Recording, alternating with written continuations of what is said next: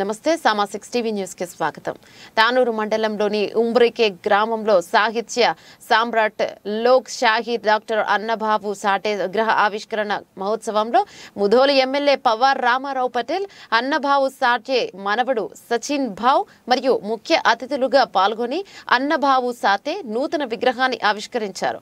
ముందుగా గ్రామంలోని ఛత్రపతి శివాజీ మహారాజ్, గౌతమ్ బుద్ధుని విగ్రహాలకు పూలమాలలు వేసి నివాళులు అర్పించి నూతన విగ్రహం వద్ద మహనీయుల చిత్రపటాలకు పూలమాల వేసి అనంతరం ఎంఆర్పీఎస్ జెండాను ఆవిష్కరించి అన్నబాబు సాటే విగ్రహాన్ని ఆవిష్కరించారు. ఈ సందర్భంగా ఏర్పాటు చేసిన కార్యక్రమంలో ఎమ్మెల్యేను శాల్వాలతో ఘనంగా సన్మానించారు. ఈ సందర్భంగా ఎమ్మెల్యే మాట్లాడుతూ బడుగు బలహీన వర్గాల ఆశాజ్యోతి అని, సమాజంలో వెనుకబడిన వర్గాలలో నిరక్షరాస్యత వారి పట్ల సమాజంలో గల విస్తృత అంటరానితనాన్ని పారద్రోలిన మహనీయుడు అన్నబాబు సాటే అని, ఆయన అడుగుజాడల్లో మనం మమేకమై నడుస్తూ వారి స్ఫూర్తిని మన నిజ జీవితంలో అలవర్చుకోవాలన్నారు. కార్యక్రమంలో రిటైర్డ్ ఆర్డీఓ గజ్జారాం, బీజేపీ మండల అధ్యక్షుడు చిన్నారెడ్డి, మాజీ ZPTC Uttam Balerao, society vice chairman Naganath మరియు Bhainsa market committee director Chilinkar Gangadhar, నాయకులు శివాజీ పటేల్, బాజీరావు పటేల్, మాజీ సర్పంచ్ రామదాస్ పటేల్, అన్నబాబు సాటే గ్రామ కమిటీ అధ్యక్షులు లక్ష్మణ్, ఎంఆర్పీఎస్ నాయకులు, కమిటీ సభ్యులు, గ్రామస్తులు తదితరులు పాల్గొన్నారు.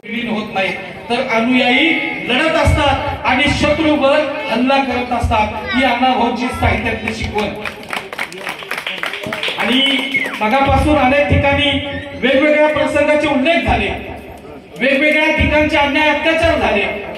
या विषयाला अनुसरून महाराष्ट्रातला, तेलंगणातला, गुजरात असेल, मध्य प्रदेश असेल, मी सगळ्या राज्यामध्ये जात असतो. सगळीकडे समान आणि सारखीच परिस्थिती आहे.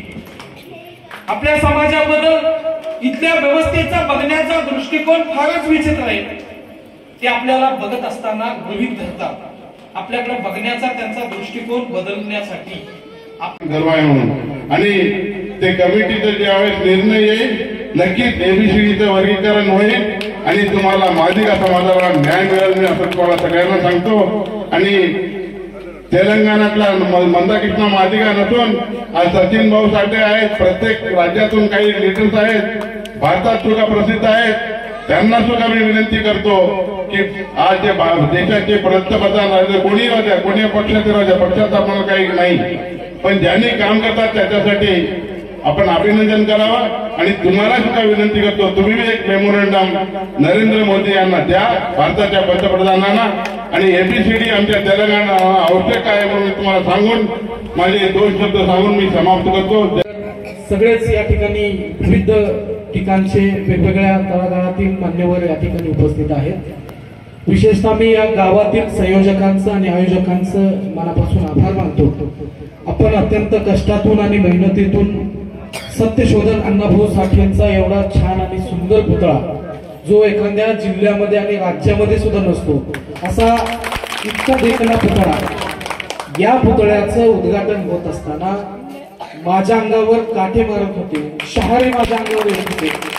आणि एवढ्याशा गावामध्ये इतका जोश आणि इतका जल्लोष, हे सगळं पाहून खूप आनंदाने मी भारावून गेलो. आणि एवढ्या हजारो किलोमीटरहून आलेलाचा जो थकवा होता, तो क्षणात अण्णाभाऊचा पुतळा आणि तुमच्यातला जोश बघून माझ्यातला संपुष्टात आला. आज या विचार मंचावर अनेक मान्यवर या ठिकाणी उपस्थित आहेत.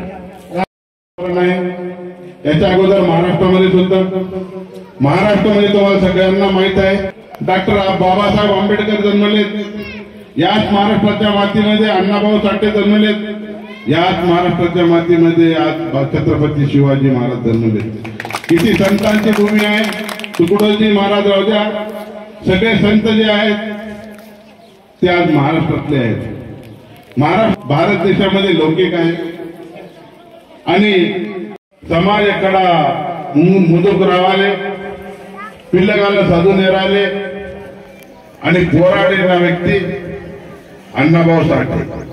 చాలా పేద కుటుంబాల్లో పుట్టి కూడా సమాజం కోసం సేవ చేసిన మన భారతదేశంలో ఉన్న ప్రతి ఒక్క మానవుడు ఆయన మరవలేమని మీకు అందరికీ తెలియజేస్తున్నాను.